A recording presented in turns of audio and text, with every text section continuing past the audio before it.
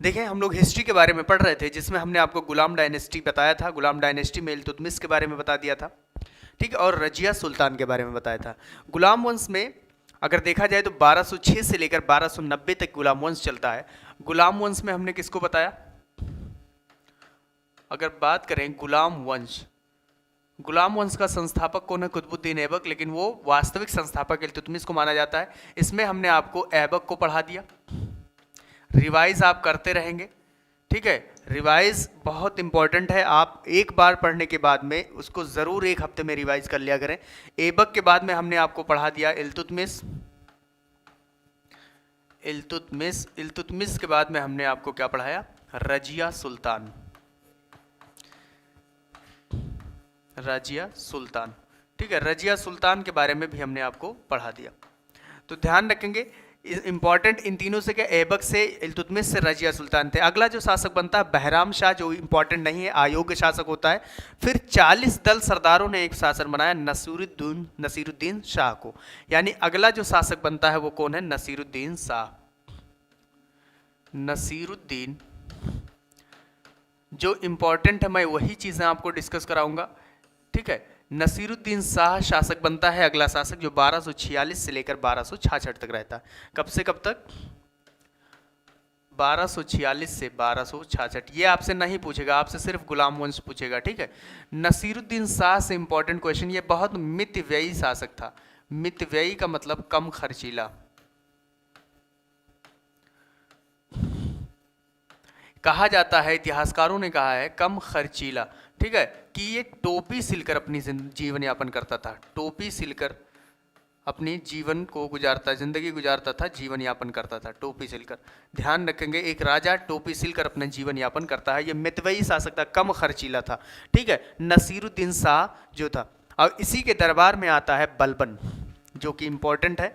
चालीसा दल, ये जो क्या करता है, इसका जो सेनापति होता है बलबन, अगला शासक बनता है और 40 दल को ही क्या कर देता है? समाप्त कर देता है। 40 दल जो है, या 40 सरदारों का जो दल है, उसे बलबन क्या कर देता है? समाप्त कर देता है। फिर इसी ये बनता है अगला शासक।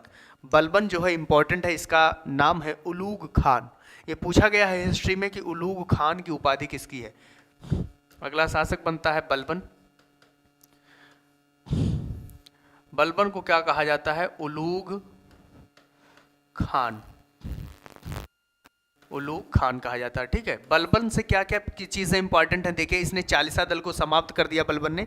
सजदा और पैबोस जैसी पद्धतियां लागू की। सजदा, पैबोस, सजदा और पैबोस जैसी क्या लागू की? इसने पद्धतियों को लागू किया, पद्धति लागू की।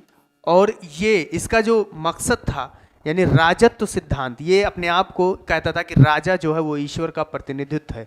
इसने कहा जो राजा होता है वो क्या होता है? ईश्वर का प्रतिनिधित्व होता है।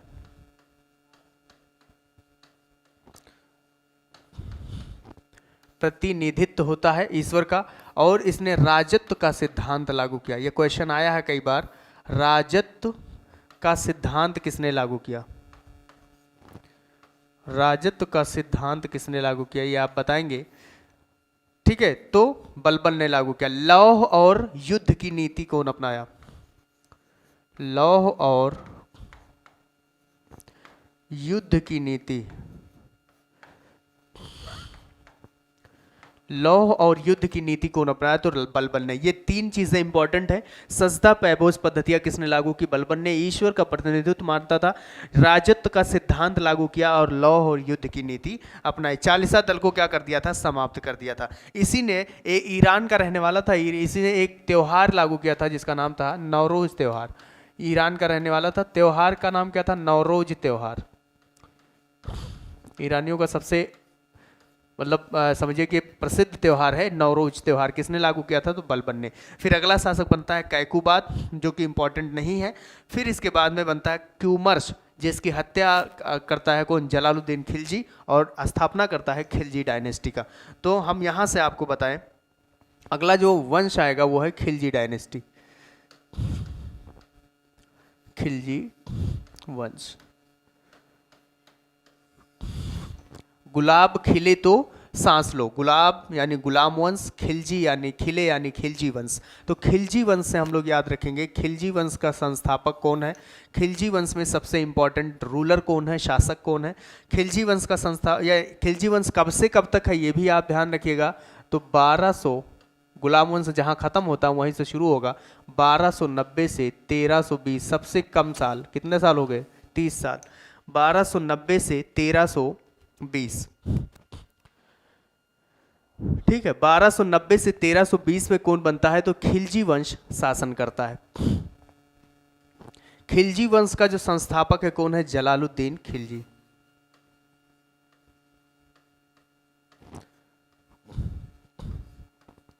जलालुद्दीन खिलजी, खिलजी वंश का संस्थापक जलालुद्दीन खिलजी।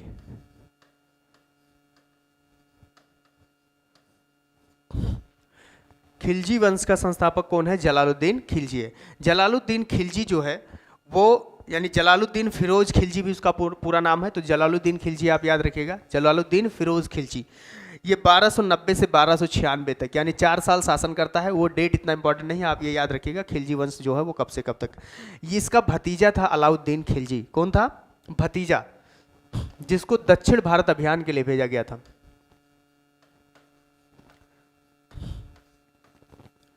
अलाउद्दीन खिलजी।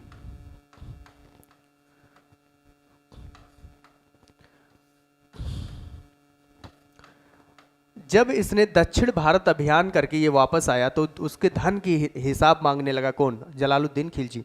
तो इसने क्या कर दी, हत्या कर दी किसकी, जलालुद्दीन खिलजी की, और खुद शासक बना। यानी हत्या किसकी कर दी, जलालुद्दीन खिलजी की हत्या कर दी और खुद शासक बना। तो अलाउद्दीन खिलजी के बारे में ही क्वेश्चन पूछता है। जलालुद्दीन फिरोज खिलजी से बस इतना कि वो संस्थापक है खिलजी डायनेस्टी का, ठीक है। और यह हत्यारा भी किसका है, और उन्हीं की बेटी से क्या करता है, शादी करता है। तो कहने का मतलब दामाद भी वही है और हत्यारा भी कौन है, अलाउद्दीन खिलजी। अब अलाउद्दीन खिलजी से रिलेटेड इसके बचपन का नाम था अली गुरसप।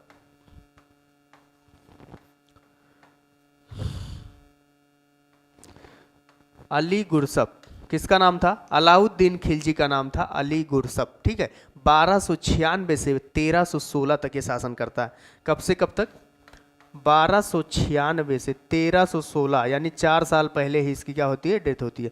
1296 तक कौन करता है, 90 से 96 करता है जलालुद्दीन खिलजी और 96 से 13 तक करता है अलाउद्दीन खिलजी। इसे अली गुरसप के नाम से जाना जाता है। ये अपने आप को द्वितीय सिकंदर, जिसे उर्दू में एक वर्ड है फारसी में कहा जाता है सिकंदर सानी कहता था, यानी सेकंड सिकंदर अपने आप को कहता था। ये द्वितीय सिकंदर, द्वितीय सिकंदर कहा जाता था। जो एनसीईआरटी में वर्ड क्या है, सिकंदर सानी।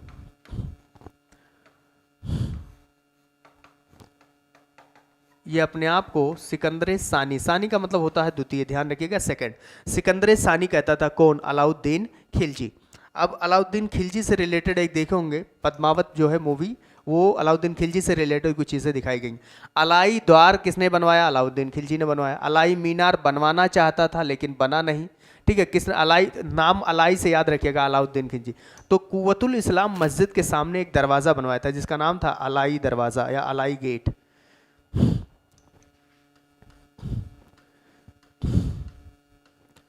अलाई गेट ये कहाँ पे है, अलाई द्वार कुव्वतुल इस्लाम मस्जिद के सामने है।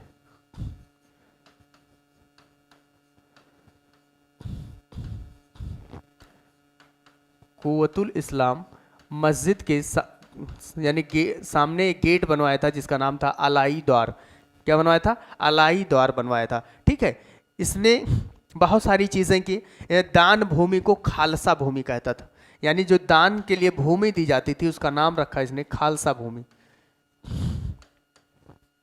दान भूमि का नाम क्या था, खालसा भूमि। दान भूमि का नाम खालसा भूमि किसने रखा, अलाउद्दीन खिलजी ने, ठीक है। ये कुछ चीज़ों पर इसने रोक लगाई थी। खालसा भूमि या दान भूमि जो होती थी वो सरकारी भूमि होती थी। इसने मद्यपान यानी नशावर चीज़ों को और छोटे त्योहारों को इसने क्या कर दिया था, बंद कर दिया था। तो मद्यपान आप लिख लीजिएगा। यानी नशा वाली चीज़ों को इसने समाप्त किया, छोटे त्योहारों को बंद कर दिया, छोटे त्योहारों को भी क्या कर दिया, बंद कर दिया अलाउद्दीन खिलजी। इसने टैक्स जो जजिया कर, याद करिए हमने बताया था मोहम्मद बिन कासिम ने जजिया कर जो लगाया था, मोहम्मद बिन कासिम उसने जजिया कर, इसने 6 तरीके के टैक्स लगाए। मोहम्मद बिन कासिम ने एक टैक्स लगाया था जजिया कर, जो गैर मुस्लिम पर लगने वाला एक सिक्योरिटी टैक्स था, सुरक्षात्मक कर था, जिसमें 5 लोगों की छूट थी, बच्चा, बूढ़ा, विकलांग, ब्राह्मण और महिला। इसमें हमने बताया कि टैक्स जो इसने 6 तरीके के टैक्स को लगाया। कौन? अलाउद्दीन खिलजी। कितने तरीके के टैक्स को लगाया? 6 तरीके के टैक्स लगाया। उसमें एक का नाम तो आप सुने हैं। उस टैक्स में आएगा पहला जजिया, दूसरा जकात, खुम्स, खराज। जजिया, जकात, खुम्स, खराज, चरी घरी। चरी घरी याद कैसे करेंगे? इसको साथ में आप बोलते रहेंगे, जजिया, जकात, खुम्स, खराज और चरी घरी। बोले जजिया, जकात, 2 जा से, 2 खा से, 1 चा से, 1 घा से। जजिया, जकात, खुम्स, खराज, चरी घरी। जजिया जो कर था, ये हम आप जानते हैं गैर मुस्लिम पर लगने वाला एक सिक्योरिटी टैक्स था। यानी गैर मुस्लिम पर लगने वाला, मुस्लिम पर लगने वाला एक सुरक्षात्मक कर था, सुरक्षात्मक कर। ठीक। जकात जो है ये मुस्लिम पर लगने वाला कर था, यानी अपने अभी भी जकात मतलब जकात निकाला जाता है, यानी माल जो आप कमाए हैं, जो आपके पास धन है, उस धन से आपका यानी 100 में से 2.5%, कहने का मतलब 100 रुपया है तो 2.5 रुपया, तो यानी उसका 2.5% निकालना पड़ता है। तो मुस्लिम पर लगने वाला कर था जकात। मुस्लिम पर लगने वाला क्या था? कर था जकात। खुम्स और खराज, सैनिकों के द्वारा लूटे गए माल पे जो टैक्स लगता था उसे कहते हैं खुम्स। सैनिकों के द्वारा लूटे गए माल पे लगने वाला कर, लूटे गए धन या माल पे लगने वाला कर कौन सा था? खुम्स। खराज आप बताएंगे। खराज, खराज जो था यह मुस्लिम के भूमि पर लगता था, यानी मुस्लिम के भूमि पर लगने वाला कर था खराज। मुस्लिम के भूमि पर लगने वाला कर था खराज। चरी, ये जानवरों के चरागाहों पे लगता था, जानवरों के चरागाहों पे लगने वाला कर था कौन? चरी। और मकान पे लगने वाला कर था घरी। तो याद भी हो जाएगा, मकान पर कैसे याद होगा? चा से हो जाएगा चरागाह, तो जानवरों के चरागाहों पे लगने वाले कर को चरी बोलते। घा से घर होता है, तो घरों पर या मकान पर लगने वाले कर को घरी बोलते। याद आपको ये करना है, जजिया, जकात, खुम्स, खराज। जजिया तो आप पता है, जकात ये मुस्लिम पर लगने वाला, मुस्लिम के धन पर, या ये भी याद रखेगा, मुस्लिम के धन पर लगने वाला कर था जकात। खुम्स, सैनिकों के द्वारा लूटे गए माल यानी धन पर लगता था कर कौन? खुम्स। खराज मुस्लिम के भूमि पर लगता था, जानवरों के चरागाहों पर और मकान पर लगने वाले कर को क्या बोलते हैं? घरी बोलते हैं। तो ध्यान रखेंगे ये इंपॉर्टेंट है। किसने लगाया था? अलाउद्दीन खिलजी ने। अलाउद्दीन खिलजी ने ये कर लगवाए थे। इतना इंपॉर्टेंट है, इसको आप लिखते भी रहेंगे साथ में, ठीक है। सेना को इसने सबसे पहले नगद वेतन देना शुरू किया। इससे पहले जो व्यवस्था थी इक्ता व्यवस्था, यानी इक्ता व्यवस्था क्या था कि धन के बदले जमीन दे दिया जाता था, उसे कहा गया इक्ता व्यवस्था। तो इसने सेना को या सैनिकों को सबसे पहले वेतन, ईयरली वेतन इसने दिया था, साल में, यानी ईयरली लिख लीजिएगा, सालाना ईयरली वेतन देना शुरू किया। किसके स्थान पे? इक्ता व्यवस्था को खत्म करके। इक्ता व्यवस्था खत्म करके इसने, इक्ता व्यवस्था था क्या? तो ये मतलब सैलरी के बदले, अगर कहा जाए वेतन के बदले भूमि, वेतन के बदले भूमि दे दी जाती थी, जमीन दे दी जाती थी, जिसे कहा गया इक्ता व्यवस्था। ठीक है। तो इसको समाप्त करके किसने क्या चालू किया? तो सबसे पहले वेतन ईयरली किसने दिया था? अलाउद्दीन खिलजी ने दिया था। और इस पे कृषि पर कितने % की टैक्स लगाई थी? तो 50%। कृषि पर टैक्स इसका कितना था? 50% था। अब इस 50%, अब यहाँ से कहानी शुरू होती है इसके सैनिकों सेनापतियों की। अलाउद्दीन खिलजी गुजरात अभियान करता है और गुजरात अभियान में गुजरात के यानी गुजरात का जब अभियान करता है, गुजरात से गुजरात में एक जगह है सूरत, सूरत से खरीदता है किसको? 1000 दीनार में मलिक काफूर को। मलिक काफूर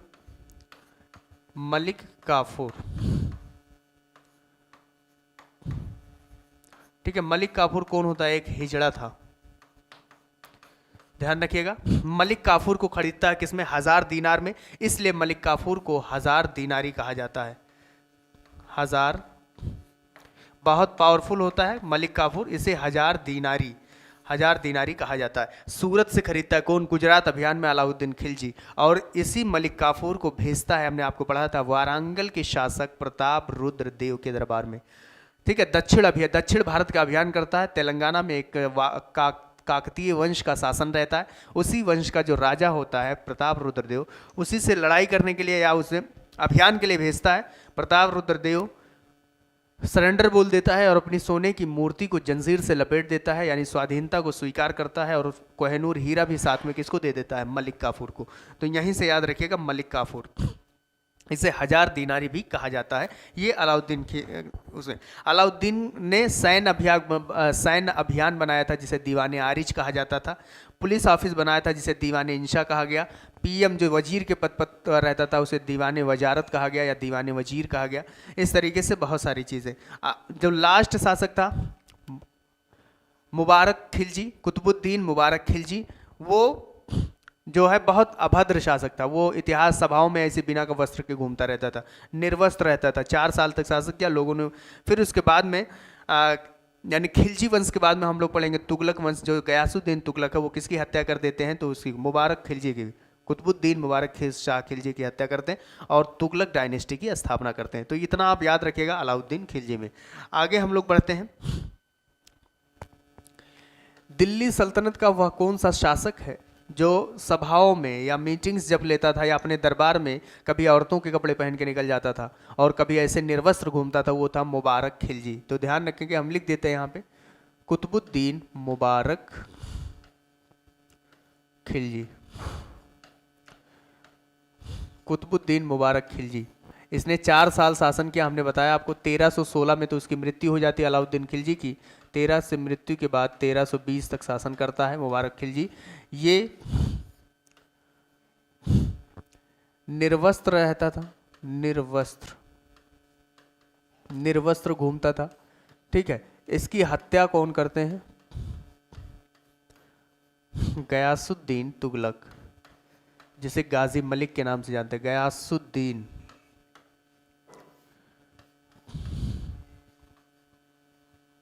तुगलक, इन्हें गाजी मलिक के नाम से भी जाना जाता है। गाजी मलिक ने इनकी क्या कर दी? हत्या कर दी 1320 ईस्वी में। और 1320 ईस्वी के बाद में इसने तुगलक डायनेस्टी एस्टेब्लिश किया, जो 1320 से कब तक चला? 1414 तक। अगला जो शासक वंश होगा वो है तुगलक वंश। याद रखिएगा, तुगलक वंश दिल्ली सल्तनत का सबसे ज़्यादा कार्यकाल वाला वंश है। 1320 से लेकर 1414 तक तुगलक डायनेस्टी। अब देखें संस्थापक कौन बनेगा? गाजी मलिक, जिसे क्या कहा जाता है? गयासुद्दीन तुगलक कहा जाता है। इंपॉर्टेंट है इसमें एक पॉइंट इंपॉर्टेंट है जो मैं बता रहा हूं, आप लोग उसको लिखते भी चलेंगे। दिल्ली सल्तनत जब खत्म होगा तो हमारा गुलाम डायनेस्टी मुगल डायनेस्टी स्टार्ट होगा। मुगल डायनेस्टी में आपको बाबर से पढ़ना पड़ेगा। देखिए तुगलक वंश का संस्थापक अभी हमने आपको बताया। तुगलक वंश का संस्थापक कौन है? गाजी मलिक। मैं गाजी मलिक लिख देता हूं, आपको पता होना चाहिए कि गाजी मलिक किसे कहा जाता है? गयासुद्दीन तुगलक को।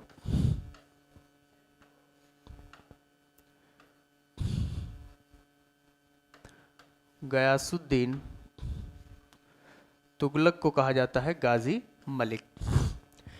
गयासुद्दीन तुगलक ने सबसे पहले नहरों का निर्माण किया। सबसे पहले नहरों का निर्माण किसने किया? तो गयासुद्दीन तुगलक ने नहरों का निर्माण किया। लेकिन क्वेश्चन इतिहास में बदल देता है, पूछता है नहरों का जाल किसने बिछाया? तो फिरोज शाह तुगलक इसी शासनकाल में आएगा। सबसे लंबा कार्यकाल है, ये भी आप लिखिएगा, यहाँ पे नहीं लिखेंगे, यहाँ पे लिख देते हैं सबसे लंबा कार्यकाल। सबसे पहले नहरों का निर्माण किसने किया? तो गयासुद्दीन तुगलक ने किया था, जिसे गाजी मलिक कहा जाता है। संस्थापक हैं तुगलक डायनेस्टी के। इन्हीं का एक भतीजा था जिसका नाम था, तेलंगाना अभियान के लिए उसको भेजते हैं और खुद चले जाते हैं पश्चिम बंगाल अभियान के लिए। तेलंगाना अभियान करता है कौन? जौना खान। जौना खान तेलंगाना अभियान के लिए भेजता है, तेलंगाना को ये जीत कर वापस आता है और उनके लिए एक लकड़ी का महल तैयार करता है। और उसके बाद में वो पश्चिम बंगाल का अभियान करके आते हैं और जब वो उसी महल में रात में सोते हैं, वो लकड़ी का महल ही गिर जाता है और उसी के नीचे गयासुद्दीन तुगलक की मृत्यु हो जाती है और अगला शासक बनते हैं कौन? जौना खान। और ये तेलंगाना यानी दक्षिण भारत विजय करता है कौन? दक्षिण भारत का विजय करता है, दक्षिण भारत को जीत जाता है कौन? जौना खान, जिसे इतिहास में मोहम्मद बिन तुगलक के नाम से जानते हैं। जो हिस्ट्री का यानी दिल्ली सल्तनत का सबसे ज़्यादा पढ़ा लिखा शासक कौन था? मोहम्मद बिन तुगलक, और सबसे ज़्यादा बेवकूफ़ भी था जौना खान।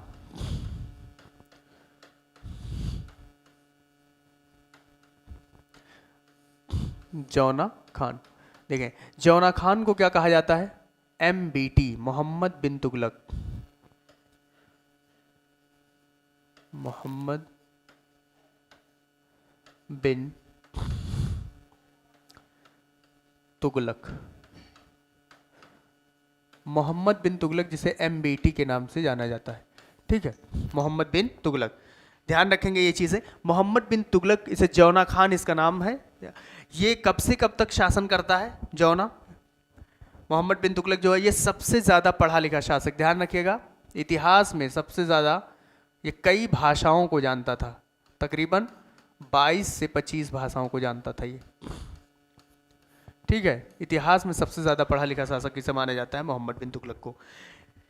इसकी कुछ गलतियों की वजह से इसका साम्राज्य जो है वो तहस नहस हो गया। पहली गलती, जब इसके साम्राज्य में सूखा पड़ा हुआ था तो इसने किसानों पर टैक्स लगा दिया। दूसरी, राजधानी परिवर्तन। इसकी गलती क्या थी? तो पहली आप लिख लीजिएगा, किसानों पर टैक्स, यानी कर में वृद्धि किया इसने। किसानों पर टैक्स लगाया कब? जब सूखा पड़ा हुआ था। दूसरा, राजधानी परिवर्तन। राजधानी परिवर्तन, दिल्ली से दौलताबाद किया, फिर दौलताबाद से दिल्ली लेकर गया। इसमें इसकी पूरी जितने भी मतलब धन थे सब खत्म हो गए, लोगों ने मतलब ईर्ष्या करना शुरू कर दिया। राजधानी परिवर्तन,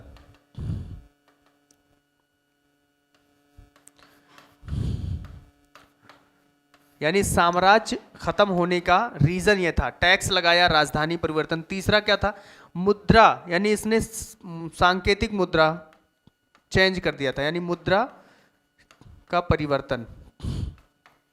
अब इसने जब मुद्रा को परिवर्तन किया सांकेतिक, जो बहुत सारे दुरुपयोग होने लगा। जो लोहार वगैरह थे यानी जो बनाते थे मुद्रा को, वो खुद बना बना के बेचने लगे। तो मुद्रा इसने परिवर्तित कर दिया था। किसका कर दिया था? तांबे का। तांबा तो हर किसी के पास मिल जाता था, तो उसने मुद्रा परिवर्तन की वजह से ये किया। एक होता है खुरासान आक्रमण। खुरासान आक्रमण, आक्रमण एक कराचील आक्रमण, कराचील अभियान जिसे कहते हैं, कराचील अभियान या आक्रमण। खुरासान आक्रमण और कराचील, ये 5 चीजें हैं, ध्यान रखिएगा। 1, 2, तीसरा नंबर, चौथा और पांचवा। इन 5 चीजों से इसका क्या हो गया था? साम्राज्य बर्बाद हो गया था। इसका साम्राज्य का पतन हुआ या खत्म हो गया इसी की वजह से। अब उसमें पूछ सकता है कि मोहम्मद बिन तुगलक का साम्राज्य के पतन होने का कारण निम्नलिखित में से क्या था? तो इनमें से 3 दे देगा, 1 नहीं देगा। तो टैक्स, किसानों पर टैक्स लगा देना जब सूखा पड़ा हुआ। राजधानी परिवर्तन, यानी दिल्ली से दौलताबाद, जिसे देवगिरी के नाम से जानते हैं। फिर उसके बाद में दौलताबाद से दिल्ली। फिर मुद्रा का परिवर्तन इसने किया, ताबे का मुद्रा चलाया था। खुरासान आक्रमण किया, खुरासान आक्रमण ये ईरान के बॉर्डर पे था। खुरासान आक्रमण में इसने सैनिकों को क्या दे दिया, पहले ही 3 साल का वेतन दे दिया। 3 साल का वेतन पहले दे दिया और इससे धन की कमी आई। कराचील आक्रमण किया जो कि पहाड़ी पर था, लोग यहाँ पे लोगों ने इसमें कराचील आक्रमण में आपस में ही लड़कर खत्म हो गए। तो इसके साम्राज्य का क्या हुआ, पहाड़ी कराचील जिसे बोला जाता है, पहाड़ी इलाकों में किया गया था, इससे इसके साम्राज्य का पतन हो गया। अब इसी के दरबार में एक कवि आया था जिसका नाम था इब्ने बतूता। इब्ने बतूता किसके दरबार में आया, मोहम्मद बिन तुगलक के दरबार में, याद रखिएगा, इब्ने बतूता।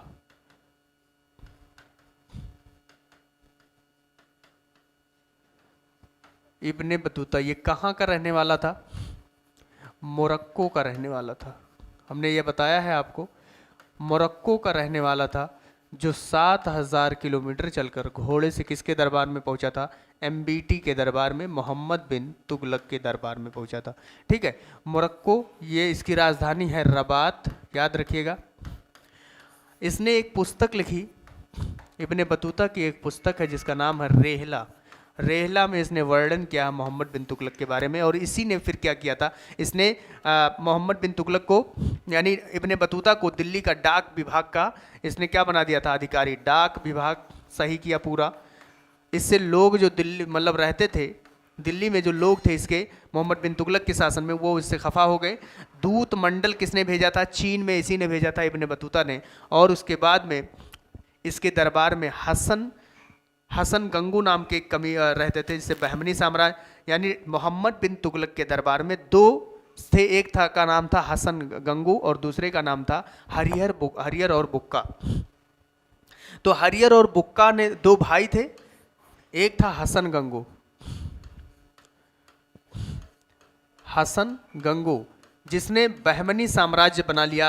यानी जब इसका साम्राज्य पतन होने लगा, आप जानते हैं बहुत सारे राजा थे जिनका साम्राज्य धीरे धीरे खत्म होने लगा, तो जो थोड़ा सा पावरफुल में थे वो अपना अपना एरिया लेकर निकल गए। ऐसे हसन गंगू ने किसको अलग कर लिया, तो बहमनी को, बहमनी साम्राज्य। और जब ये पढ़ाएंगे आपको क्या नाम है, संगम वंश, तब उसमें बताएंगे। हरिहर और बुक्का, हरिहर और बुक्का नाम के 2 भाई थे, हरिहर और बुक्का नाम के 2 भाई थे। इन्होंने विजयनगर को अलग कर लिया, विजयनगर को क्या कर लिया, अलग कर लिया। तो याद रखिएगा, बहमनी साम्राज्य और विजयनगर साम्राज्य ये किसके शासनकाल में अलग हुआ था, तो मोहम्मद बिन तुगलक के शासनकाल में, एमबीटी के शासनकाल में। ठीक है, मोहम्मद बिन तुगलक के दरबार में। हसन गंगू ने क्या बनाया, बहमनी साम्राज्य, और हरिहर और बुक्का ने क्या बनाया था, तो विजयनगर साम्राज्य की स्थापना की। ये हमने बताया। इसके बाद इसकी मृत्यु हो जाती है। फिर अगला बनता है फिरोज शाह तुगलक, जो इतिहास में यानी अगर तुगलक डायनेस्टी में देखा जाए तो इंपॉर्टेंट है फिरोज शाह तुगलक। अगला शासक बनता है जिसे एफएसटी के नाम से जाना जाता है।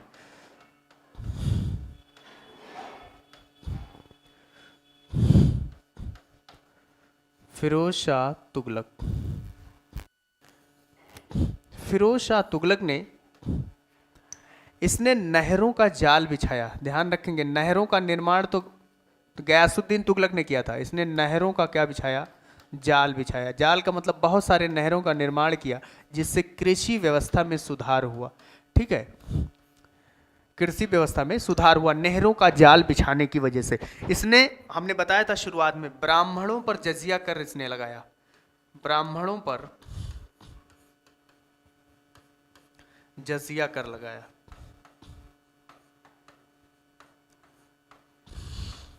ब्राह्मणों पर जजिया कर लगाया। जो इसने बहुत सारे तकरीबन 200 शहरों का निर्माण किया, 200 से ज़्यादा शहरों का निर्माण किया, जिसमें आप याद रखेंगे फैज़ाबाद, लखनऊ के करीब में जो फैज़ाबाद है वो किसने बनवाया था, फिरोज शाह तुगलक ने। फिरोज़ाबाद याद रखिएगा, चूड़ियों के लिए प्रसिद्ध है, सुहाग नगरी कहा जाता है। जौनपुर, जैसे जौना खान के नाम पे बसाया था जौनपुर, ठीक है, फैजाबाद, फिरोजाबाद, जौनपुर, और बहुत सारे जो इंपॉर्टेंट हमने आपको बता दिया।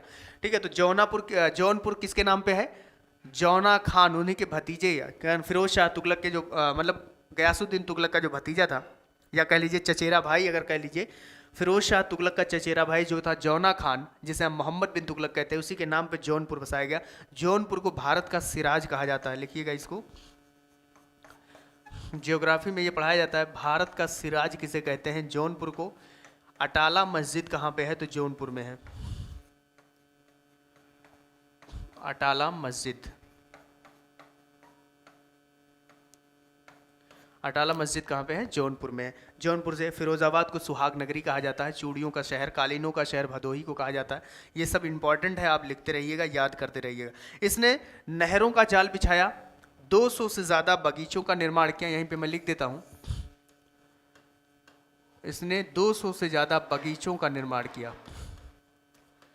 गरीबों के लिए इसने एक हॉस्पिटल बना, जिसे हॉस्पिटल बनवाया गरीबों के इलाज के लिए, जिसे मुफ्त में इलाज किया जाता था, उसका नाम था दारुल, यानी जो हॉस्पिटल बनवाया था उसका नाम क्या था?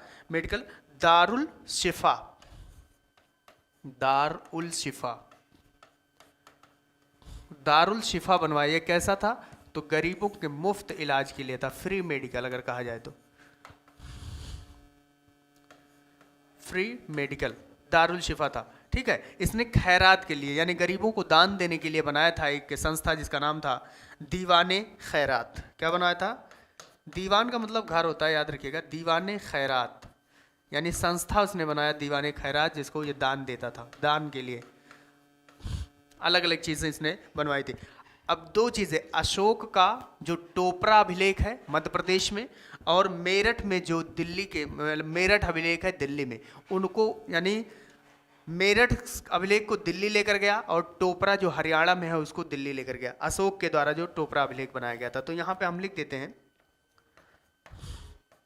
देखें याद कैसे करेंगे, अशोक का जो टोपरा अभिलेख है कहाँ पे है? हरियाणा में, और मेरठ अभिलेख कहाँ पे है? यूपी में। इन दोनों को कहाँ लेकर चला गया? तो दिल्ली, दिल्ली। ठीक है, तो ध्यान रखेंगे ये चीज़ है। अशोक के टोपरा अभिलेख को दिल्ली कौन लेकर गया? फिरोज शाह तुगलक। मेरठ अभिलेख को दिल्ली कौन लेकर गया? तो फिरोज शाह तुगलक। नहरों का निर्माण किसने किया? गयासुद्दीन तुगलक। नहरों का जाल किसने बिछाया? फिरोज शाह तुगलक। 200 से ज़्यादा शहरों का निर्माण किया? फिरोज शाह तुगलक। दीवाने खैरात किसने बनाया? फिरोज शाह तुगलक। गरीबों के लिए मुफ्त हॉस्पिटल किसने बनाया था? दारुल शिफा जिसे कहा जाता है, किसने बनाया? फिरोज शाह तुगलक। तो इंपॉर्टेंट है फिरोज शाह तुगलक, याद रखिएगा। इसे दिल्ली सल्तनत का अकबर कहा जाता है। क्या कहा जाता है? यहाँ पे मैं लिख देता हूँ, फिरोज शाह तुगलक को दिल्ली सल्तनत का अकबर कहा जाता है।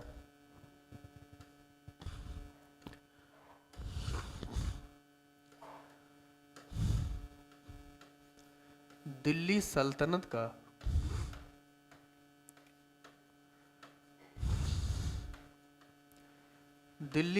का अकबर कहा जाता है, किसे? फिरोज शाह तुगलक को। तो ये इंपॉर्टेंट है, देखते रहेंगे इसमें। आगे हम लोग बढ़ते हैं। इसके बाद अगला शासक बनता है नसीरुद्दीन महमूद शाह, जो कि फिरोज शाह इसी की हत्या कर देता है। इसी के बाद बनता है खिज्र खां, और खिज्र खां जो है, जो सैयद वंश की स्थापना करा। तुगलक वंश के बाद कौन सा आएगा? सैयद वंश। तो मोहम्मद शाह की हत्या कर देता है खिज्र खां, और खिज्र खां बनता है सैयद वंश की संस्थापक। सैयद वंश से रिलेटेड जो भी चीजें हैं आप उसको देखिए। सैयद वंश का समय कब से कब तक रहेगा? सैयद वंश 1414 से लेकर 1451 तक, बहुत कम है, 1414 से लेकर 1451 तक। लेकिन ये खिलजी वंश से ज़्यादा ही है। खिलजी वंश 30 ही साल है, ये आप जोड़िए, 30 साल से ज़्यादा ही। सैयद वंश के संस्थापक कौन है? सैयद वंश के संस्थापक है खिज्र खां। कौन है? खिज्र खां। सैयद वंश का संस्थापक खिज्र खां है। इसी के शासनकाल में तैमूर लंग ने भारत पर आक्रमण किया था, और उसी आक्रमण के दौरान जो यानी महमूद जो था, नसीरुद्दीन महमूद शाह, जो तुगलक वंश का अंतिम शासक था, उसकी हत्या किसने की थी? तैमूरलंग ने। और अपने ही सेनापति खिज्र खां को पूरा संस्था दे दिया और उसने एक वंश की स्थापना की जिसका नाम था सैयद वंश। ठीक है, सैयद वंश में ये सुल्तान ये भी नहीं मानता था, क्योंकि तैमूर जो था दिल्ली पे अधिकार किया था, ये सुल्तान नहीं था। ठीक है, क्योंकि उस समय कौन था? तैमूरलंग। दिल्ली का मतलब अधिकार था, ये उसी का सेनापति था। ठीक, इसके बाद अगला जो शासक बनता है मुबारक शाह, इसने ये सुल्तान बना, मुबारक यानी मकबरे का निर्माण उसने किया। अब अंतिम जो शासक था इसने अलाउद्दीन आलम, ये पूछा जाता है सैयद वंश का अंतिम शासक था अलाउद्दीन आलम।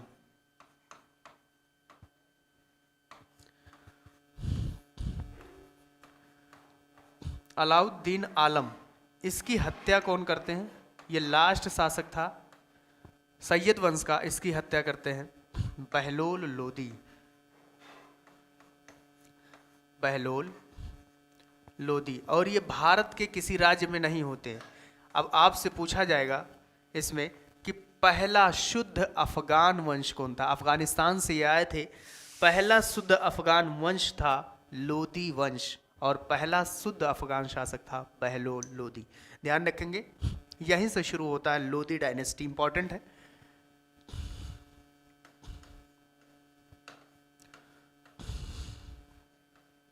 लोदी वंश, लोदी वंश, ये यहां से आप लिखेंगे लोदी वंश में पहला, इस शासन कब से कब तक है? 1451 से लेकर, अगर 52 लिख दे कोई हर्ज नहीं होगा, 52 से लेकर 1526 तक।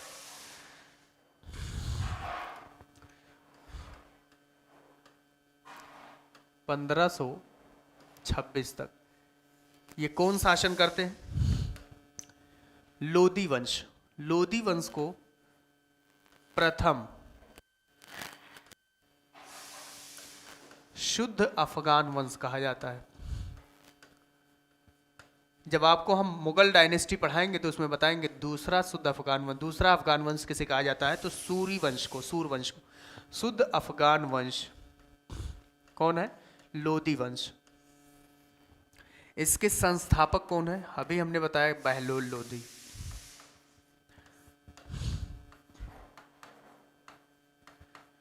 बहलोल लोदी, संस्थापक कौन है? बहलोल लोदी है लोदी वंश के संस्थापक। ध्यान रखेंगे 1451 से या 52 से लेकर 1526 तक लोदी वंश, शुद्ध अफगान वंश कहा जाता है इसे। बहलोल लोदी, इसने बहलोली नाम का सिक्का चलाया था। ठीक है, और ये बहलोली नाम का सिक्का अगर पूछा जाएगा तो बहलोल से याद रहेगा, इससे कोई लिखना कोई जरूरी नहीं है। ठीक है, बहलोली सिक्का किसने चलाया? बहलोल लोदी ने। उसके बाद अगला जो शासक बनता है सिकंदर लोदी। इससे क्वेश्चन पूछता है सिकंदर लोदी से। सिकंदर लोदी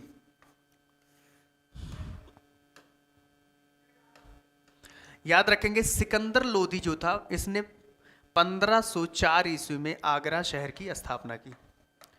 1504 में किसकी स्थापना? आगरा शहर। क्वेश्चन पूछेगा आगरा शहर की स्थापना किसने किया था?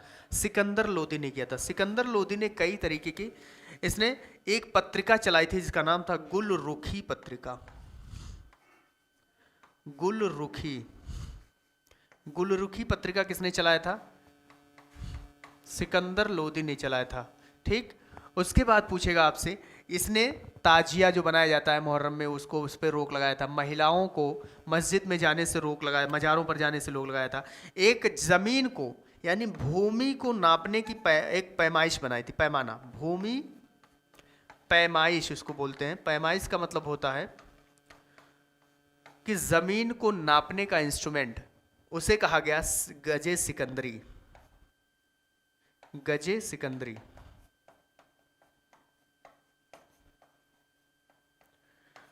गजे सिकंदरी के तो सिकंदर लोदी, सिकंदरी लगा हुआ है आगे, इसने क्या बनाया था? गजे सिकंदरी बनाया था, जो जमीन को मापने का एक पैमाना था।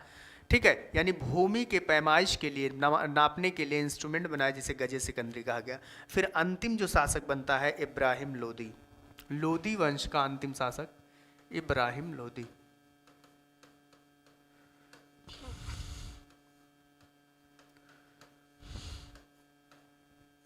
इब्राहिम लोदी, ये अंतिम शासक है इब्राहिम लोदी किसका? लोदी डायनेस्टी का। और इसी के समय में क्या होता है, अंतिम शासक आप यहां लिख लेंगे, लास्ट या अंतिम शासक।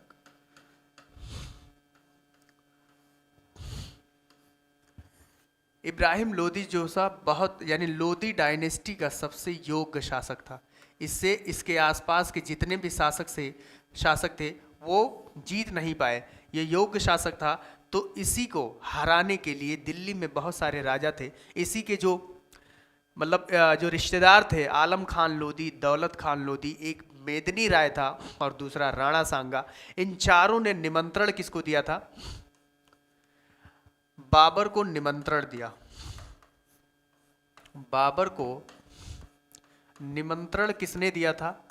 यानी उस समय बाबर जो था वो अब चर्चे में था, बाबर कि एक कोई है अफगान का रहने वाला जो बहुत पावरफुल है।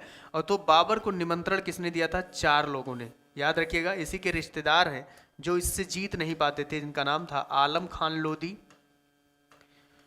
आलम खान लोदी, दूसरा दौलत खान लोदी, दौलत खान लोदी, तीसरा मेदनी राय, मेदनी।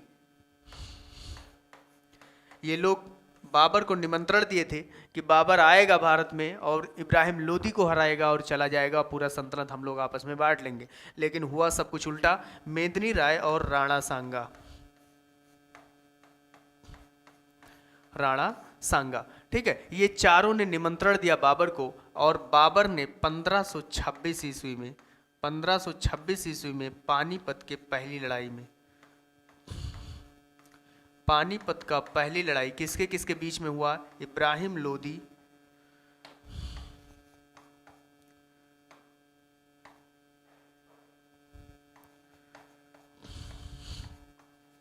इब्राहिम लोदी और बाबर के बीच में हुआ, जिसमें इब्राहिम लोदी जो है वो पराजित हुआ, बाबर की विजय हुई। कहा जाता है दिल्ली सल्तनत का वह कौन सा ऐसा शासक था जो युद्ध के मैदान में मारा गया? युद्ध के क्षेत्र में या मैदान में मारा गया, में मृत्यु हुई, लड़ाई करते हुए युद्ध के मैदान में, वो है इब्राहिम लोदी। तो इब्राहिम लोदी को किसने मारा? बाबर ने, पानीपत की प्रथम युद्ध में। और उसके बाद ये लोग चाहते थे कि बाबर क्या हो, चला जाए। लेकिन 1526 में जब बाबर ने इब्राहिम लोदी को हराया तो पूरा बाबर का कब्जा हो गया पूरी दिल्ली सल्तनत पे। और इन लोगों को जब वह बाबर को जाने के लिए कहा तो बाबर ने, यानी बाबर के खिलाफ इन लोगों ने क्या कर दी? लड़ाइयाँ शुरू कर दी। तो ध्यान रखेंगे, इसको हम बताएंगे आपको मुगलिया डायनेस्टी में। बाबर ने अटैक कर दिया किसके ऊपर? इन दोनों, यानी 1526 में तो पानीपत की पहली लड़ाई हुई, 1527 में उसने खानवा का युद्ध लड़ा, 1528 में उसने चंदेरी का युद्ध लड़ा, 1529 में उसने घाघरा का युद्ध लड़ा, और उसके बाद में 1530 में उसकी क्या हो गई? मृत्यु हो गई। अब सोचो, बाबर जब इंडिया पे अटैक किया तो पूरी जितने भी साल था वो लड़ाइयाँ ही लड़ता रहा सबके साथ। क्यों? क्योंकि 1526 में उसने किसको हराया? इब्राहिम लोदी को। इब्राहिम लोदी को हराया 1526 ईस्वी में। और उसके बाद में 1527 में खानवा का युद्ध हुआ, खानवा का युद्ध हुआ, जिसमें किसके सामने हुआ था? ये खानवा का युद्ध इसमें हुआ आलम खान लोदी और दौलत खान लोदी। 1528 में हुआ चंदेरी का युद्ध मेदनी राय से, चंदेरी का युद्ध हुआ मेदनी राय से। उसके बाद 1529 में हुआ घाघरा का युद्ध, जो कि ये भी किसके साथ में हुआ था? तो मेदनी राय, यानी खानवा के युद्ध में तो चारों लोगों ने भाग लिया था, आलम खान लोदी, दौलत खान लोदी, मेदनी राय, राणा सांगा। लेकिन जब इस चारों को हरा दिया, फिर है चंदेरी का युद्ध, घाघरा का युद्ध। घाघरा का युद्ध भी हुआ था किसके? राणा सांगा के से हुआ था। और राणा सांगा और प्लस उसमें यानी अफगानी सैनिकों के बीच में हुआ था, क्योंकि भारत में पहले से अफगान सैनिक रह रहे थे। अफगान सैनिकों यानी बिहार से हुआ था। ये हुआ मेदनी राय से, मेदनी राय। खानवा के युद्ध में चारों लोगों से हुआ था, किसके किसके? आलम खान लोदी, दौलत खान लोदी, मेदनी राय और राणा सांगा। इन चारों से, लेकिन चारों युद्ध जीतता गया। पानीपत भी जीता 1527 में, खानवा का युद्ध 29 में। अब इसको याद कैसे देखो करेंगे, 26 में इब्राहिम लोदी को हराने के बाद, यानी 26 में पानी पिया, 27 में खाना खाया, 28 में चांद पर गया, 29 में घाघरा पहना और 30 में मृत्यु हो गई किसकी, बाबर की, मर गया। 30 में किसकी मृत्यु हो गई, बाबर की। जब यहाँ से शुरू हो जाएगा आपका मुगल डायनेस्टी, तो मुगल वंश के बारे में हम आपको नेक्स्ट वीडियोस में बताएंगे। ये इतना आप इम्पॉर्टेंट है, याद कर लीजिएगा, इसकी चर्चा मैं करूँगा फिर आगे। 27, 28, 29 और 30 ये इंपॉर्टेंट है। अब जो भी डेट आएंगे, एक बात ध्यान से सुनिएगा आप लोग, कि मिडवल हिस्ट्री और उसके बाद मॉडर्न हिस्ट्री, ठीक है, मिडवल हिस्ट्री, मॉडर्न हिस्ट्री, जितने भी इंपॉर्टेंट, जितने भी डेज आएंगे जो मैं बताऊंगा वो इंपॉर्टेंट है, उसको याद करते चलेंगे, क्योंकि एंशिएंट का डेट नहीं पूछता है, लेकिन मिडवल और मॉडर्न का डेट पूछता है। हम लोगों ने आज क्या पढ़ा, इसके बारे में हम रिवाइज करते हैं शुरुआत से। गुलाम डायनेस्टी से हम रिवाइज करते हैं, आप लोग सिर्फ ध्यान से सुनेंगे, ठीक है। गुलाम वंश मोहम्मद गौरी के द्वारा, मोहम्मद गौरी के एक गुलाम के द्वारा, जिसका नाम कुतुबुद्दीन ऐबक था, उसी ने गुलाम वंश की स्थापना की थी, लेकिन अपने आप को सिपह सालार मानता था, राजा नहीं मानता था, जिसका नाम था कुतुबुद्दीन ऐबक। उसने बहुत सारे काम किए, उसे लाख बख्श कहा जाता था, लाखों रुपए दान देने की वजह से। उसे हातिम कहा गया गरीबों की मदद करने की वजह से। कुतुब मीनार बनवाया अपने गुरु बख्तियार काकी के याद में। उसके बाद में 2.5 दिन का झोपड़ा अजमेर में बनवाया, चौगान खेलते समय उसकी मृत्यु हो गई। अगला शासक बनता है इल्तुतमिश, जो कि इल्तुतमिश वास्तविक संस्थापक था। इसे गुलाम का गुलाम कहा जाता है, क्योंकि ये ऐबक का भी गुलाम था, और ऐबक जो था वो गौरी का गुलाम था। इसने 2 तरीके के सिक्के चलाए थे, एक जीतल था, एक टका था। जीतल तांबे का था, टका चांदी का था। फिर उसके बाद में हम आपको बताएं कि इल्तुतमिश में 40 सरदारों का एक ग्रुप बनाया था, जिसे चालीसा दल कहा गया था। और उसी चालीसा दल में मतलब उसकी एक बेटी थी रजिया सुल्तान। रजिया सुल्तान को 40 सरदार थे वो राजा बनना नहीं देना चाहते थे, इसलिए रजिया सुल्तान को ही पहले से इल्तुतमिश ने क्या कहा था कि मतलब उसने उत्तराधिकारी घोषित कर दिया था। रजिया सुल्तान जब शासक बनती है, भारत की पहली मुस्लिम महिला शासिका, 1240 ईस्वी में वो हरियाणा से, जब वो हरियाणा के कैथल में पहुंचती है मलिक अल्तुनिया को लेकर साथ में, तो 40 दल सरदारों ने डाकुओं को भेजकर उनकी क्या कर देते हैं, हत्या करवा देते हैं। उसके बाद अगला शासक बनता है नसीरुद्दीन शाह, जो कि मितवेई शासक था। फिर बनता है बलबन। बलबन इंपॉर्टेंट है, क्योंकि बलबन ने ही क्या कर दिया था, ख़त्म कर दिया था चालीसा दल को, और उसने सजदा और पैगोश जैसी पद्धतियाँ लागू की, नवरोज़ त्यौहार लागू किया, राजत्व का सिद्धांत दिया कि राजा सब कुछ होता है, ईश्वर का प्रतिनिधित्व होता है। उसने लौह और शक्ति का, यानी लौह और युद्ध की नीति अपनाई बाबर ने। नसीरुद्दीन शाह, ठीक है, ये बलबन के बारे में हमने बताया, लौह और युद्ध की नीति उसने अपनाई। अगला शासक जो बनता है, अंतिम शासक था क्यूमर्स, जिसकी हत्या करता है गयासुद्दीन, हत्या करता है जलालुद्दीन फिरोज खिलजी। और जलालुद्दीन फिरोज खिलजी ने एक वंश स्थापित करता है, खिलजी वंश, जो कि 1290 से 1320 तक है। इसके भतीजे का नाम अलाउद्दीन खिलजी होता है। अलाउद्दीन खिलजी जो दक्षिण भारत अभियान के लिए भेजता है, दक्षिण भारत अभियान से जब वापस आता है तो धन की मांग कर लेता है कि कितना चीज़ें, कितना धन लाया गया है, तो ये इस गुस्से में आकर क्या कर देता है, हत्या कर देता है, ठीक है। और उसकी बेटी से शादी करता है, यानी दामाद भी होता है और हत्यारा कौन, अलाउद्दीन खिलजी। अलाउद्दीन खिलजी के नाम था अली गुरसब था। अलाउद्दीन खिलजी ने अलाई द्वार बनवाया, जो कि कुव्वतुल इस्लाम मस्जिद के सामने एक द्वार है। अलाई मीनार बनवाना चाहता था, लेकिन वो नहीं पाया। इसी को प्रतिद्वंदी मीनार भी कहा जाता है, कुतुब मीनार। दान भूमि, इसको इसने खालसा भूमि में बदल दिया, जो कि एक गवर्नमेंट सरकारी भूमि थी, याद रखिएगा। कैसी भूमि थी, सरकारी भूमि थी। मद्यपान यानी नशा चीज़ों पे छोटे त्योहारों से क्या कर दिया था, इसको रोक लगा दिया था। और यानी अमीरों को या छोटे लोगों को अमीरों से मिलने में मतलब वो भी बंद कर दिया था। आगे हमने बताया आपको टैक्स के बारे में कि अलाउद्दीन ने 6 प्रकार के टैक्स लगाए थे, जजिया, जकात, खुम्स, खराज, चरी और घरी। जजिया जो था वो बताया हमने कि गैर मुस्लिम पे सुरक्षात्मक टैक्स था। जकात याद रखिएगा मुस्लिम के धन पर लगता था। और खुम्स सैनिकों के द्वारा लूटे गए, जैसे कहीं पर युद्ध हो रहा है, सैनिक जो वहाँ पे हारे, तो सैनिकों ने जो धन लूटा, उस धन के में जो टैक्स था उसका नाम था खुम्स। खराज मुस्लिम के भूमि पर, ज़मीन पर लगती थी। चरी जानवरों की चरागाहों पे जो टैक्स लगाया उसे चरी, और मकान पर जो लगाया उसे घरी कहा गया, याद रखेंगे इसको। आगे हमने बताया सेना को वेतन ईयरली देना शुरू किया। इससे पहले जो देता था इल्तुतमिश, वो इक्ता व्यवस्था। क्वेश्चन आएगा इक्ता व्यवस्था किसने स्टार्ट किया था, तो इल्तुतमिश ने स्टार्ट किया था। किसने, इल्तुतमिश। एकता व्यवस्था इल्तुतमिश ने स्टार्ट किया था। और एकता व्यवस्था था क्या, वेतन के बदले ज़मीन दे देता था, ठीक है। उसको ख़त्म करके उसने वेतन दूंगा, कृषि पर टैक्स लगाया 50%। गुजरात में सूरत में जब अभियान कर रहा था तो सूरत अभियान के दौरान इसने एक मलिक काफूर को खरीदा 1000 दिनार में, जिसे 1000 दिनारी के नाम से जाना जाता है। आगे हमने बताया मुबारक खिलजी था, जो कि एक मतलब बहुत ही अभद्र शासक था। कहने का मतलब ये अपने महल में कभी महिलाओं के कपड़े पहन के घूमता था, कभी निर्वस्त्र रहता था। तो इसकी हत्या किसने कर दी थी, तो हत्या गयासुद्दीन तुगलक ने की, जिसे गाजी मलिक कहा जाता है 1320 में। और एक नई डायनेस्टी की स्थापना की जिसे कहा गया तुगलक डायनेस्टी, जो दिल्ली सल्तनत की सबसे बड़ी कार्यकाल वाली डायनेस्टी है। संस्थापक गाजी मलिक है गयासुद्दीन तुगलक। सबसे पहले नहरों का निर्माण किसने कराया था, तो गयासुद्दीन तुगलक ने। लेकिन नहरों का जाल किसने बिछाया, तो फिरोज शाह तुगलक ने।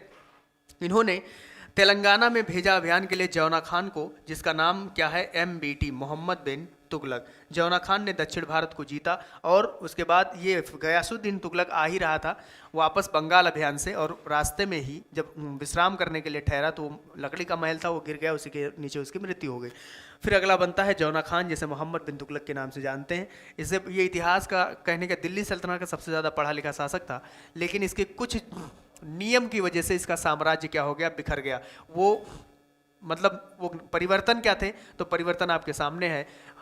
उस समय टैक्स लगाया जब सूखा पड़ा हुआ था, किसानों की कृषि पे उस समय टैक्स लगा दिया जिस समय सूखा पड़ा हुआ था। राजधानी इसने परिवर्तन की कहाँ से, दिल्ली से देवगिरी या दौलताबाद कह लीजिए, दिल्ली से दौलताबाद, और फिर दौलताबाद से कहाँ, दिल्ली, फिर दौलताबाद से दिल्ली, दौलताबाद से दिल्ली, ठीक है। मुद्रा का परिवर्तन किया, यानी तांबे का कर दिया। इससे इसका क्या हुआ, दुरुपयोग होने लगा। खुरासान आक्रमण किया, 3 साल के पहले ही वेतन दे दिया था, 3 साल का। कराची आक्रमण किया, पहाड़ी, जिसमें लोग मतलब आपस में लड़कर ही क्या हो गए, इसी से उसका साम्राज्य बिखर गया। फिर अंतिम शासक जो बनता है उसकी हत्या, इसकी दरबार में आता है इब्ने बतूता, जो मोरक्को का रहने वाला था। मोरक्को की राजधानी रबात है। 7000 किलोमीटर चलकर आया था। इसकी पुस्तक का नाम रेहला है। इसने डाक विभाग को परिवर्तन किया था। फिर अगला शासक बनता है फिरोज शाह तुगलक, जिसने नहरों का जाल बिछाया। इसे दिल्ली सल्तनत का अकबर कहा जाता है। और बहुत सारे शहरों का निर्माण किया, ब्राह्मणों पर भी जजिया कर लगाया। कहा जाता है कि इनकी जो माँ थी वो ब्राह्मण परिवार से थी, इसलिए इसने ब्राह्मणों पर जजिया कर लगाया, ताकि ये ना हो कि क्या करते हैं, इनको साइड मिले। तो यानी उसको समाज को बनाए रखने के लिए उसने ब्राह्मणों पर टैक्स लगाया। 200 शहरों का निर्माण किया, फैजाबाद, फिरोजाबाद, जौनपुर अपने चचेरे भाई कह लीजिए जौना खान यानी मोहम्मद बिन तुगलक के नाम पर इसको बसाया था। जौनपुर को भारत का सिराज या कहा जाता है, अटाला मस्जिद जौनपुर में। 200 बगीचों का निर्माण कराया। दारुल शिफा बनाया, गरीबों के लिए मुफ्त हॉस्पिटल बनाया, जिसे दारुल शिफा कहा गया। दान देने के लिए एक व्यवस्था बनाई, जिसे दीवान खैरात कहा गया। अशोक के टोपरा अभिलेख को और मेरठ अभिलेख को दिल्ली स्थापित किया, किसने, फिरोज शाह तुगलक ने। फिर आगे बनता है सैयद वंश, यानी इस मुबारक शाह की उसमें हत्या करके उसको मतलब खत्म कर देता है। सैयद वंश के संस्थापक कौन करता है, खिज्र खां। तैमूर उसी समय दिल्ली का शासक होता है, ये राजा नहीं होता। अगला शासक होता है अलाउद्दीन खिलजी, अंतिम शासक है, जिसको बहलोल लोदी ने हत्या करके लोदी वंश की स्थापना करते हैं। लोदी वंश पहला शुद्ध अफगान वंश है। लोदी वंश 1452-51 से लेकर 1526 तक। संस्थापक बहलोल लोदी हैं, जिन्हें बहलोली नाम का सिक्का चलाया था। अगला शासक सिकंदर लोदी, जिन्हें 1504 ईस्वी में आगरा शहर की स्थापना की। आगरा की स्थापना किसने की, 1504। एक है श्रीनगर की स्थापना अशोक ने किया था। गुरुमुखी जो है, गुलरुखी पत्रिका किसने चालू किया, तो सिकंदर लोदी। भू में जमीन को नापने के लिए एक इंस्ट्रूमेंट बनाया, जिसे कहा गया गजे सिकंदरी। अगला शासक बनते हैं कौन, इब्राहिम लोदी, जो कि बहुत ही योग्य शासक होते हैं और जो उनके आसपास के लोग होते हैं इनसे जलने लगते हैं। इब्राहिम लोदी से कोई भी जीत नहीं सकता है, इसलिए बाबर का निमंत्रण करते हैं कौन, आलम खान लोदी। दौलत खान लोदी, ये इसी के रिश्तेदार थे, मेदिनी राय और राणा सांगा। इन चारों ने बाबर को निमंत्रण किया कि इब्राहिम लोदी को पराजित करके पूरा सल्तनत हम लोग ले लेंगे और बाबर यहाँ से चला जाएगा, लेकिन सब कुछ कहानी उल्टी हो गई। 1526 में जब पानीपत का पहला बैटल हुआ इब्राहिम लोदी और बाबर के बीच में, इब्राहिम लोदी पहला ऐसा शासक था दिल्ली सल्तनत का जो युद्ध के मैदान में मारा गया। उसके बाद बाबर की विजय होती है। बाबर से फिर जो जाने के लिए कहते हैं तो बाबर मना कर देता है, उससे बाबर के खिलाफ मतलब आंदोलन करते हैं। पहला होता है खानवा का युद्ध। खानवा का युद्ध जो है वो चारों ने मिलकर करते हैं, लेकिन बाबर की विजय होती है, ये चारों हार जाते हैं। ठीक है, ध्यान रखिएगा ये बात। फिर चंदेरी का युद्ध होता है जो मेदिनी राय करता है, इसमें मेदिनी राय भी हार जाता है। घाघरा का युद्ध राणा सांगा का और अफगानों के बीच में होता है, यह भी हार जाता है। उसकी मृत्यु बाबर की 1530 ईस्वी में हो जाती है। कहा जाता है खानवा का युद्ध जो है बाबर उसको हारने लगता है, खानवा का युद्ध। तो इसी अभी जब बाबर पढ़ाएंगे तो बताएंगे आपको। इसी खानवा के युद्ध में जब बाबर के सामने चारों सेना दिखाई देती है, उसकी सामने छोटी सी सेना, तो बाबर ने अपने सैनिकों को यहीं पे जिहाद का एक वर्ड था जो अपनी माल जान की हिफाजत के लिए वर्ड किया गया था, जिहाद शब्द का प्रयोग किया और इसी में शराब और उस पर पाबंदी लगाई थी और सैनिकों को वेतन दे यानी उसने टैक्स को माफ़ किया था। तो उसी से सैनिकों के अंदर जोश आया, ठीक है। और इसी ने खुतबा दिया था। बाबर ने दुनिया की सबसे छोटी स्पीच जो दी थी वो बाबर ने ही दी थी, ठीक है। तो उसके बाद में बाबर क्या करता है, ये इन लोगों को हरा देता है, सैनिकों के अंदर जोश भर देता है। कहते हैं ना motivation is the power, motivation में बहुत पावर होता है, ठीक है। लोगों को तो उसने उत्साह जगाया लोगों के अंदर, पहले सबके बारे में बहुत सारी चीज़ें बताई उसने, सैनिकों के अंदर जोश आया, उन्होंने डबल लड़ाई से लड़ी, डबल मेहनत से लड़ाई लड़ी और खानवा के युद्ध में चारों को डिफीट कर दिया, पराजित कर दिया, ठीक। तो ये चीज़ें थी, हमने बताया। अब आगे जो हमारा डायनेस्टी शुरू होगा, मुगल डायनेस्टी, आप लोग अच्छे से तैयारी करते रहिएगा, पढ़ते रहिएगा, ठीक है। सारी चीज़ें इंपॉर्टेंट हैं, जो लिखाते हैं आप एक बार रिवाइज करेंगे, सब चीज़ें आपके उसमें समझ में आएगी। मैं बार बार कहता हूँ बिना प्रैक्टिस के आप चीज़ों को नहीं सीख सकते हैं, सब्जेक्ट कोई भी हो, ठीक है। प्रैक्टिस करते रहिएगा और अच्छे से तैयारी कीजिएगा, ठीक। मिलेंगे हम नेक्स्ट क्लास में। Thank you very much.